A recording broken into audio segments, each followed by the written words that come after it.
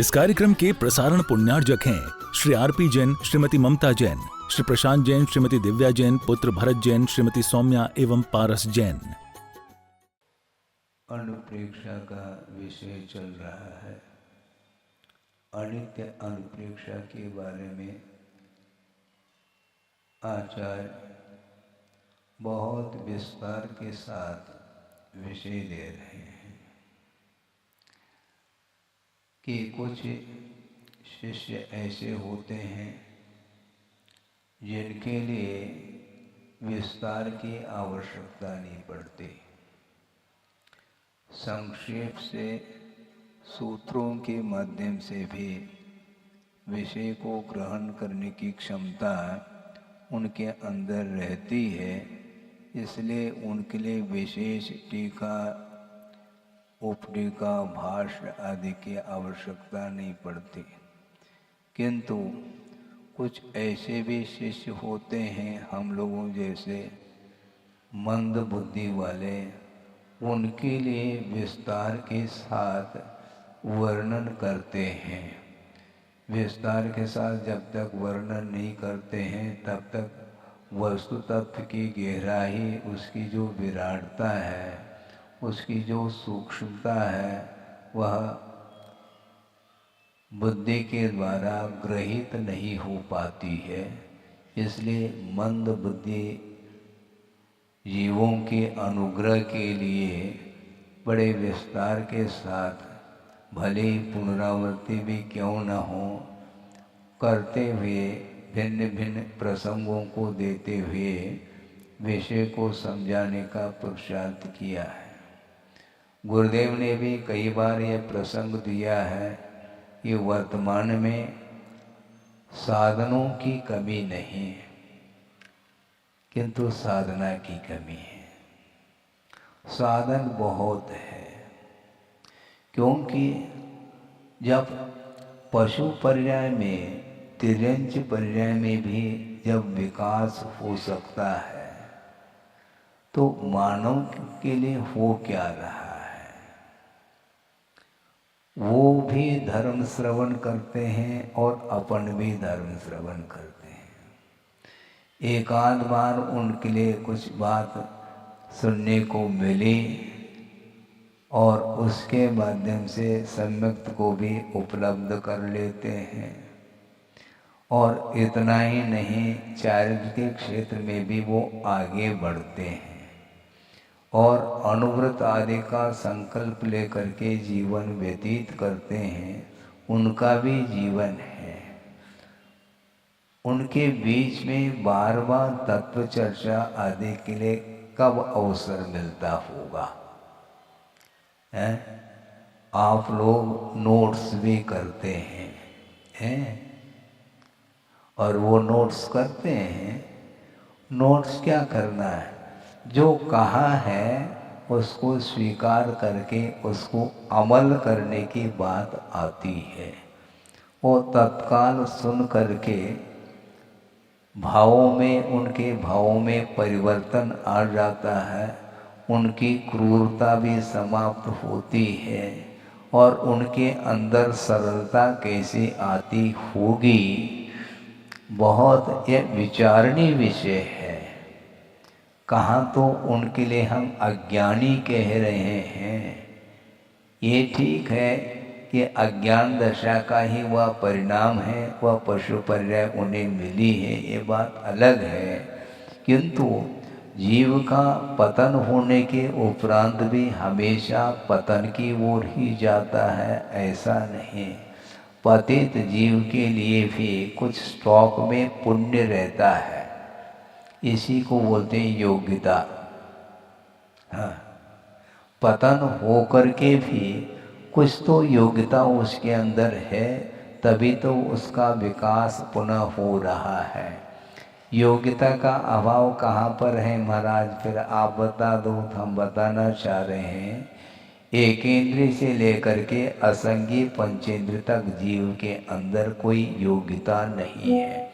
भव्य भले ही हो, ये बात अलग है, किंतु उस पर्याय के साथ उसका वर्तमान, उस पर्याय के साथ विकास संभव नहीं, क्योंकि उसके पास मन नहीं है, विचार विमर्श करने की क्षमता, हेयोपादेय पदार्थ को जानने की जो क्षमता है वह बिना मन के संभव नहीं है। इसलिए एक इंद्रिय से लेकर के असंगी पंचेंद्र तक जीवों के लिए हमारा उपदेश कोई सार्थक सिद्ध नहीं होता।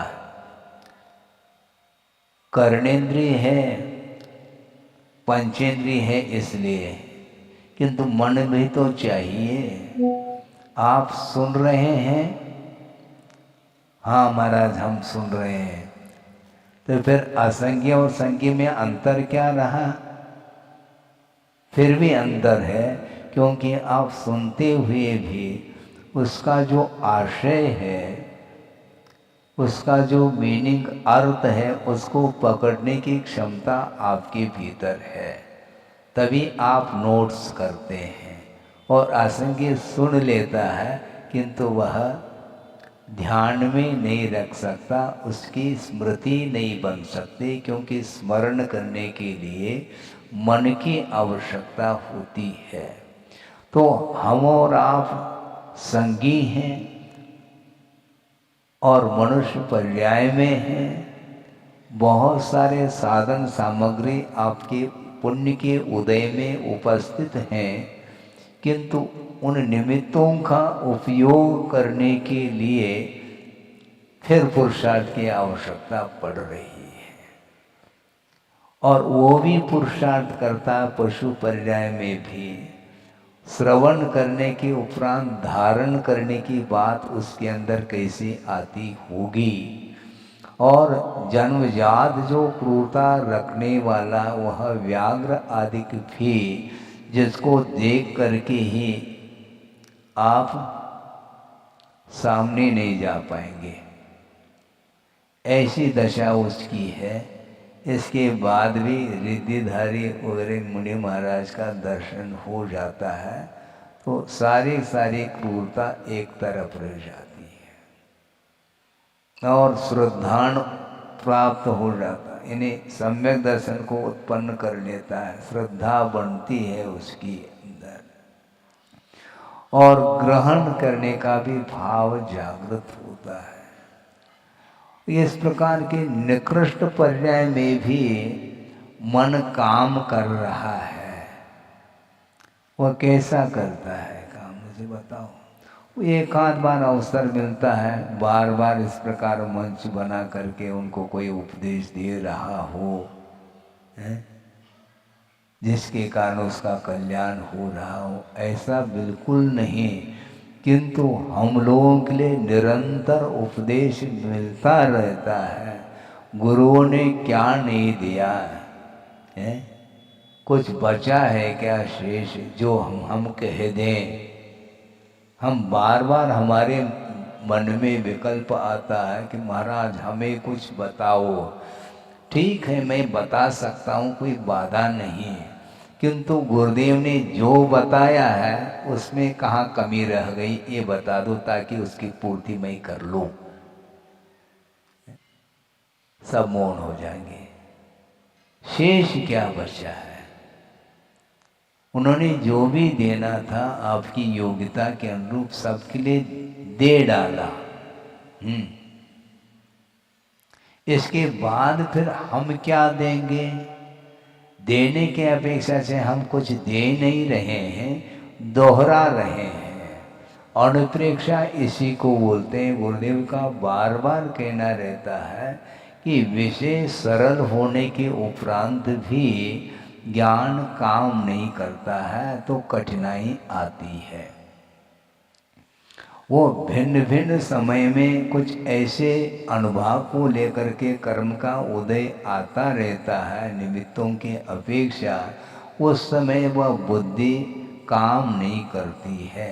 उस समय वह मन के माध्यम से उस वस्तु तत्व के स्वरूप तक वह नहीं पहुंच पाता है। इसलिए बार बार समझाने की आवश्यकता पड़ती है, किंतु बार बार समझाने का अवसर आते हुए भी कोई नया कुछ भी नहीं दिया जा रहा है, ये ध्यान रखें। क्योंकि गुरुदेव ने कुड़ेल दिया है, बुंदेलखंड में बोलते हैं कुड़ेल दिया, मतलब पर्याप्त दे दिया, ओवर जिसको बोलते हैं। धार छोड़ना अलग है और कुड़ेलना अलग होता है। हाँ। आप शीशी से तेल निकालते हैं, यूं उंगली यूं करके, यूं एक एक एक एक ड्रॉप निकलता है उसमें से, और कुड़ेल दो तो पूरा पूरा बाहर आ जाता है। तो उन्होंने ड्रॉप ड्रॉप दिया है क्या है? क्या कुड़ेला है? कुड़ेल दिया है पूरा का पूरा। उन्होंने ये कहा कई बार, मैं अपने पास कुछ भी नहीं रखता हूँ, क्योंकि आचार्य ज्ञान सागर जी महाराज उनके गुरु रहे। उन्होंने कहा कभी अपने पास रखना नहीं। जो जिनवानी मिली है, जो आपने उसको आत्मसात किया है, उसको यथा योग्य कोई भी व्यक्ति मुमुक्षु भव्य जीव आता है, उसको दे देना, बाँट बाँट करके ही। इसके बिना प्रभावना संभव नहीं है। और उन्होंने 1 साल नहीं, 2 साल नहीं, कई साल हुए। अब आप लोगों का एक तीव्रतम पुण्य का उदय, जो कि उनके सानिध्य को पा लिया और आस्था के साथ उनके वाणी को आत्मसात करने का प्रयास किया है, निरंतर श्रवण करते रहे, फलस्वरूप आप लोगों का इतना विकास हुआ है। और वो वाणी कभी उनकी ख़त्म होने वाली नहीं है। इसलिए जैसे टेप रिकॉर्ड आप चालू करते हैं, स्विच ऑन करते हैं तो बजने लग जाता है, उसी प्रकार आपका उपयोग यदि गुरु की ओर हो, निश्चित रूप से वो टेप रिकॉर्ड बजेगा। बजाने की आवश्यकता नहीं पड़ती। महाराज हमें कुछ सुनाओ, टेप रिकॉर्ड चालू करो ना, है? प्रत्येक के पास है, वो उपयोगी तो है, उसमें सारा सारा विषय समाहित हो चुका है, ज्ञान का क्षोभम हुआ है। अब अन्यत्र कहीं पढ़ने की, लिखने की आवश्यकता नहीं। जो भी ग्रहण किया है वो आपके पास है। इसलिए कह रहा हूँ कि ज्ञान का आत्मा के साथ जो संबंध है, वो कौन सा संबंध है हमें बता दो। वो तादात्म्य संबंध माना जाता है। गुण और गुणी का जो संबंध है वह संश्लेष संबंध नहीं, किंतु वह तादात्म्य संबंध माना जाता है। इसलिए गुरुदेव के माध्यम से आपका ज्ञान का जो विकास हुआ है, आप डायरी यदि मान लो गुम भी गई है, तो भी जो माइंड में है, मन में है, वह कहीं गुम नहीं सकती। क्योंकि उसका तादात्म्य संबंध है, उसकी चोरी संभव नहीं है। इसलिए ऐसी वस्तु को आपने अपने पास रखा है, फिर बाद में क्यों बार बार विकल्प करते हैं, महाराज हमें कुछ बताओ, कुछ बताओ। बताने के लिए कुछ शेष हो तो बताया जा सकता है। इसके बाद भी मंच पर आकर के इसलिए कुछ चर्चा करने का मन होता है, क्योंकि गुरुदेव ने ये कहा है कि ज्ञान प्राप्त होने के बाद भी निरंतर चिंतन करने की आवश्यकता पड़ती है। इसलिए चिंतन की अपेक्षा से ही इस स्वाध्याय को रखा गया है। वासना, प्रश्ना, अनुप्रेक्षा, आमनाय और धर्मोपदेश, ये सारे सारे स्वाध्याय के ही एक अंग माने जाते हैं। इसलिए अनुप्रेक्षा का यहाँ पर विषय रखा है, ताकि बार बार आप लोग दोहराते रहें। मतलब आपके पास जो ज्ञान है उसको दोहराने के लिए हम कह रहे हैं, इससे ज़्यादा कुछ नहीं कह रहे हैं। नहीं तो आप बिल्कुल जो है ना पात्र रख दो, उसमें हम धारा छोड़ दें, ऐसा नहीं।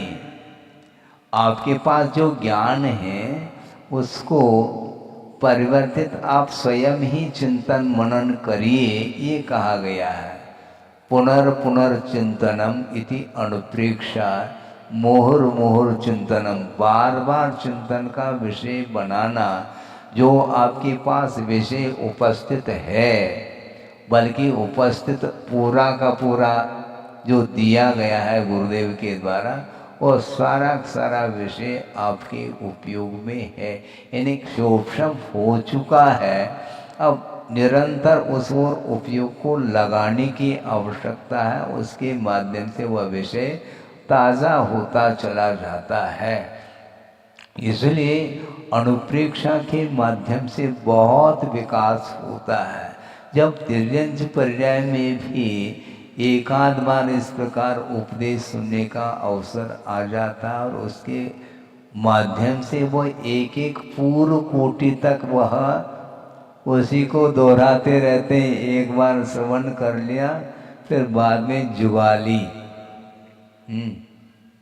गाली नहीं, जुगाली, रोंथन क्रिया इसी को बोलते हैं। पशु एक साथ खा लेती और उसके बाद बार बार उसको रोंथन पुनः वापिस मुख में वह आ जाता है और चरवन करती रहती। दिन भर खा लेती है और रात में बैठ करके उसका रोंथन क्रिया उसकी चलती है। उसी प्रकार एक बार आप लोगों ने ग्रहण कर लिया, बल्कि एक बार नहीं, कितने साल हुए हैं, और निरंतर आप ग्रहण करते चले गए। अब उसको रोंथन करना है। आप करिए, कोई दूसरा थोड़ी करेगा रोंथन, क्योंकि आपने खा लिया है, उसका रोंथन क्रिया आपके द्वारा ही तो होगी। इसलिए अनुप्रेक्षा निरंतर चिंतन करने की आवश्यकता है, और निरंतर चिंतन करने से नया नया विषय आता ही चला जाता है। मात्र शर्त ये है कि पेशेंस होना चाहिए, धैर्य होना चाहिए। और धैर्य आप यदि रखते हैं तो निश्चित रूप से वह ज्ञान जो आपके पास है वो उपयोग में आता चला जाएगा। आकुलता की कोई आवश्यकता इसलिए नहीं है क्योंकि कोई कमी रखी नहीं गुरुदेव ने, है जो तुम आकुलता करते रहो।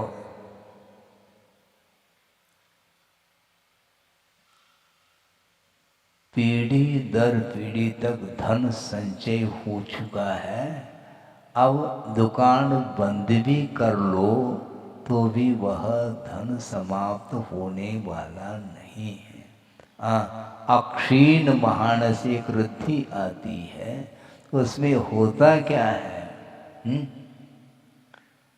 रिद्धिधारी मुनि महाराज को आपने पड़गा लिया और आहार दे दिया, उसके बाद वह चक्रवर्ती का कटक भी भोजन कर ले, तब भी वह भोजन समाप्त नहीं होगा।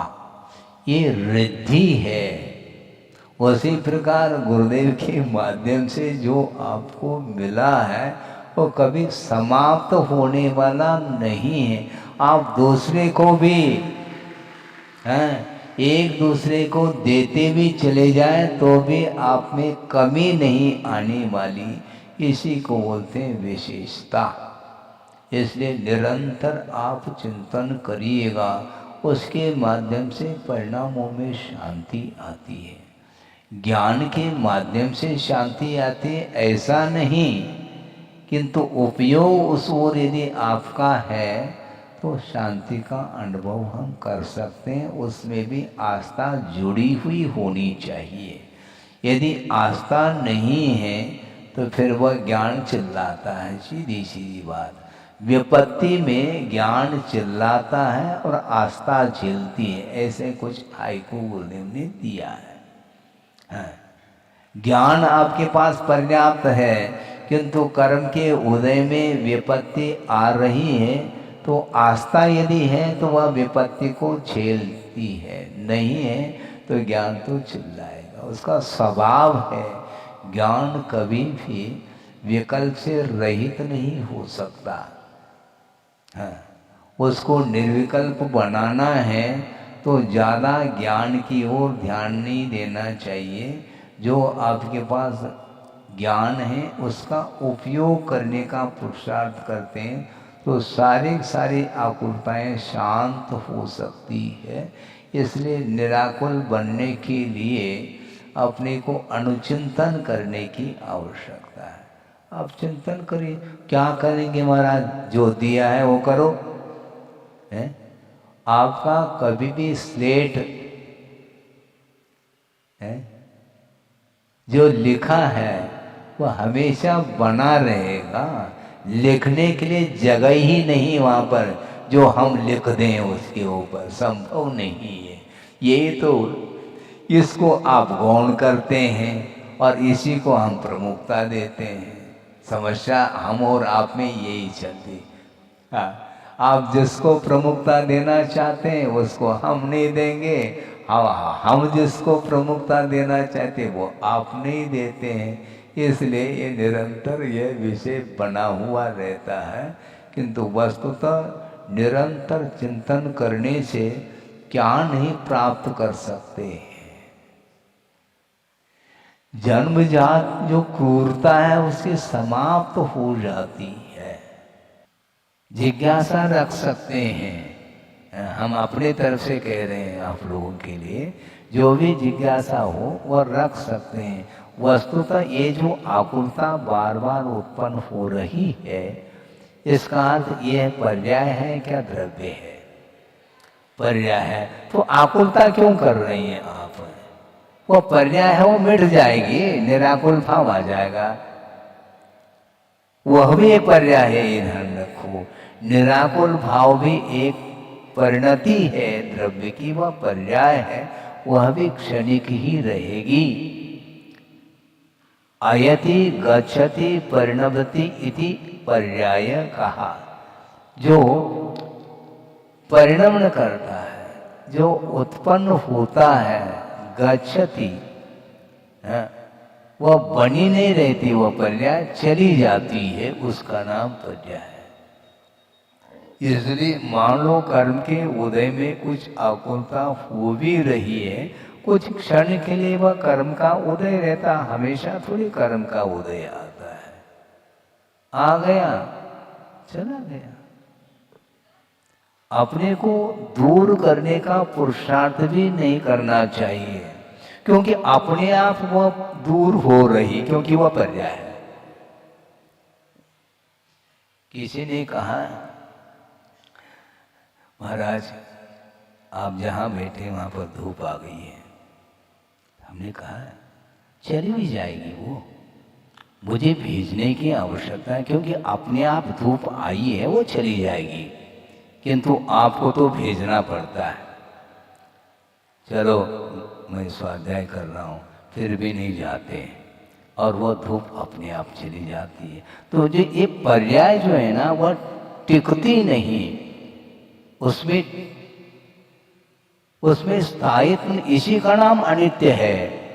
द्रव्य तो हमेशा बना रहेगा, पदार्थ का विनाश नहीं होता, किंतु उसकी पर्याय अपने आप मिटती रहती, उत्पन्न होती रहती। किसमें से? उसी द्रव्य में से, उसी गुण में से। गुणात्मक भी पर्याय होती है और द्रव्यात्मक भी पर्याय होती है। हाँ, जीव द्रव्य की पर्याय, और वो भी नर नारकादिक पर्याय। ये जीव द्रव्य की वैभाविक पर्याय मानी जाती है, स्वाभाविक नहीं। मनुष्य, देव, नारकी और तिर्यंच, ये जो जीव की पर्याय है ये द्रव्य की पर्याय है, और वह वैभाविक पर्याय इसलिए क्योंकि कर्मायत है। इसी प्रकार गुणात्मक भी पर्याय है। गुण क्या है? ज्ञान गुण है, वह हमेशा बना रहेगा। जिस प्रकार द्रव्य का विनाश नहीं है, उसी प्रकार गुण का भी कभी विनाश नहीं हो सकता। कौन सा गुण है? प्रसंग में ज्ञान गुण ले लो, ये गुण का विनाश नहीं होगा। तुम्हारे महाराज फिर ये ज्ञान कम हो रहा है और बढ़ रहा है, ये क्या है? ये पर्याय है। ओरिजिनल तो ज्ञान गुण है, उसकी पर्याय मति ज्ञान है, शुद्ध ज्ञान है, अवधि ज्ञान है, मनपरि ज्ञान है, केवल ज्ञान है। ये ज्ञान को उनकी पर्याय मानी जाती हैं और पर्याय हमेशा टिकती नहीं। ज्ञान अपने गुण हमेशा बना रहता है, इसलिए आकुलता की आवश्यकता, क्योंकि गुण का विनाश थोड़ी होगा। यदि गुण का ज्ञान गुण का विनाश हो जाएगा तो जीव जड़ हो जाएगा, ऐसा तो होना ही नहीं। फिर विकल्प क्यों? बोलिए, कुछ बोलना हो। हाँ, ठीक है। तो वो परिणाम क्या द्रव्य है, क्या पर्याय है? वो पर्याय है, वो चली जाएगी, क्योंकि वह कर्माधीन परिणति है।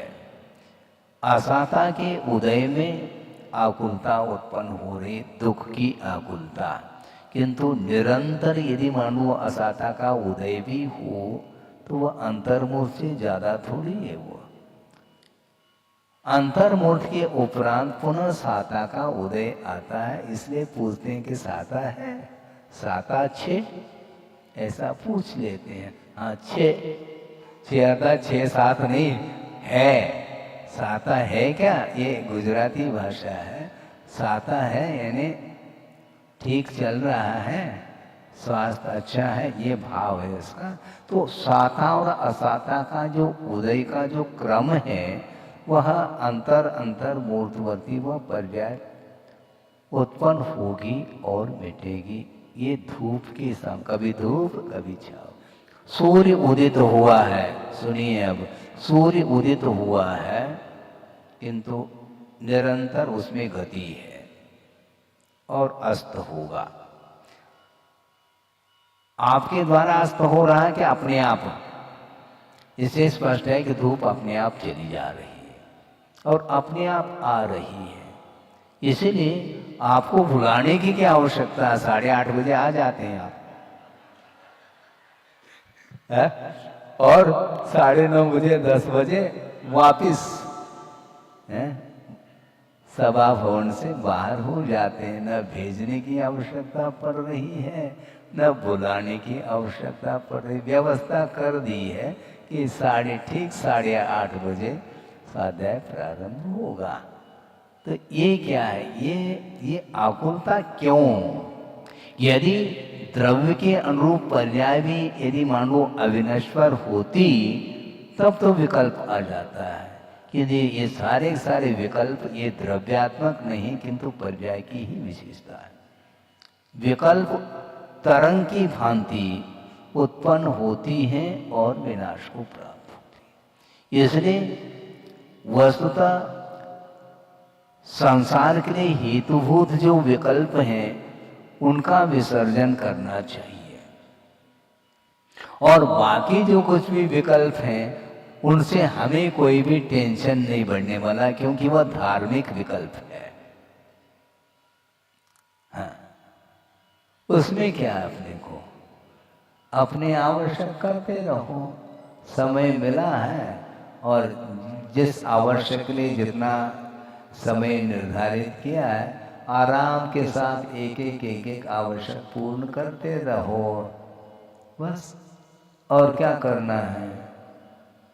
कुछ भी नहीं कर। ये सब विकल्प, गुरुदेव ने ये कहा था कि मात्र दुख की ही आकुलता नहीं होती, सुख की भी आकुलता होती है, क्योंकि साता के उदय में ही सुख का संवेदन होता है और असाता के उदय में दुख का संवेदन होता है। ये दोनों आकुलता के जड़ हैं। केवल दुख ही नहीं, सुख की भी आकुलता। आपको बात समझ नहीं आ रही?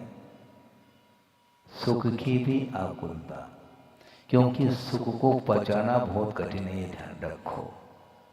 दुख को जिस प्रकार दूसरे के सामने आप रख रहे हैं, अपनी पीड़ा अपनी वेदना को, और अपने आप को हल्का करना चाह रहे हैं। महाराज आपको क्या, आपके सामने सुनाने से हम हल्का हो जाते हैं, तो सुनाओ भैया, क्योंकि ये आकुलता है। इसी प्रकार सुख की भी आकुलता है, उसको पहचानना बहुत कठिन है। समझ में बात आ रही क्या नहीं? क्या आ रही है? ये है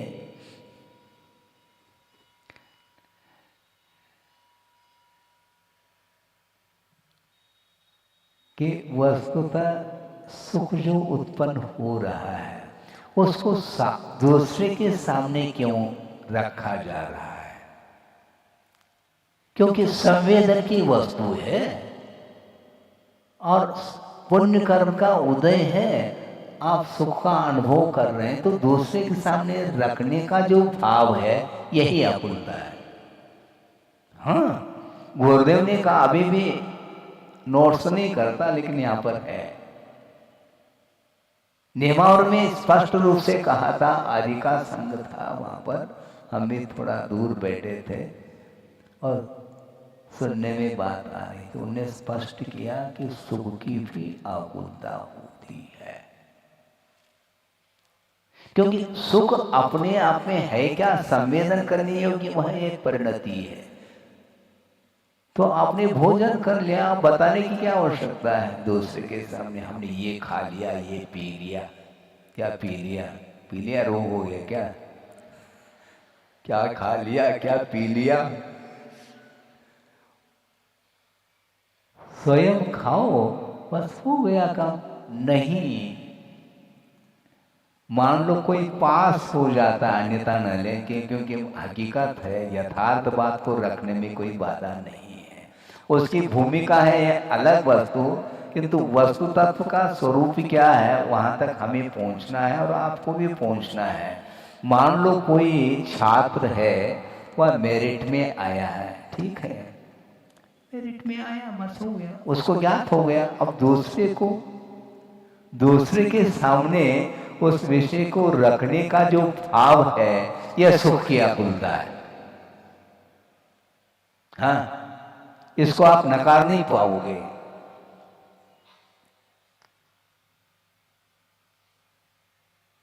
क्योंकि दूसरे के सामने रखने से और क्या मिल रहा है उसको? क्या अंक और बढ़ रहे हैं क्या? 100% अंक मिल गए और वह मेरिट में आ चुका है, बात खत्म है। अब दूसरे के सामने रखने का इसमें क्या रोल, इसमें क्या है मुझे बताओ। सुख है, सुख का अनुभव कर लो ना, इसमें क्या है? उत्तर देना है।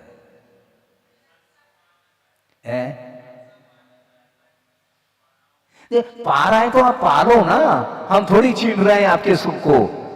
आपके सुख को हम थोड़ी उसमें भागीदारी होना चाहते हैं, नहीं, आपका सुख सुख है, आप कहो नहीं,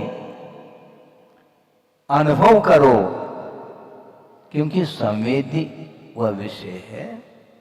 हाँ, भोजन करने से आपको सुख मिल रहा है, मुझे तो नहीं मिल रहा है ना। यदि मुझे मिलने लग जाए तो मुझे भोजन करने की कोई आवश्यकता नहीं फिर, क्योंकि आपके थ्रू मुझे सुख मिल रहा है। क्या होता है सुख, मुझे बताओ आप। आपके भोजन करने से मेरी भूख मिट जाए, संभव नहीं। व्यवहार में कुछ कहने में आता है, यह अलग वस्तु व्यवहार ही माना जाता है। महाराज आपको आहार देने से हमें अब भूख समाप्त हो गई, अच्छा भोजन नहीं करना है फिर? क्या है ये अच्छी युक्ति, इसी को मतलब वह तृप्ति, वह आत्मिक आनंद है, इस प्रकार वह कह रहा है, वह कहने दीजिए आप उसको। इसलिए सुख जो है, सुख का संबंध तादात्म्य है क्या? नहीं, क्या संश्लेष संबंध हो गया क्या? क्योंकि जो भी आनंद आ रहा है सुख का, या दुख का संवेदन, ये दोनों प्रकार का संवेदन इसका आत्मा के साथ तादात्म्य संबंध है। महाराज हमें ज्ञान भर दो, ये केवल भक्ति भर है, ये ध्यान रखो, भरा नहीं जाता है। इस कार्यक्रम के प्रसारण पुण्यार्जक हैं श्री आरपी जैन, श्रीमती ममता जैन, श्री प्रशांत जैन, श्रीमती दिव्या जैन, पुत्र भरत जैन, श्रीमती सौम्या एवं पारस जैन।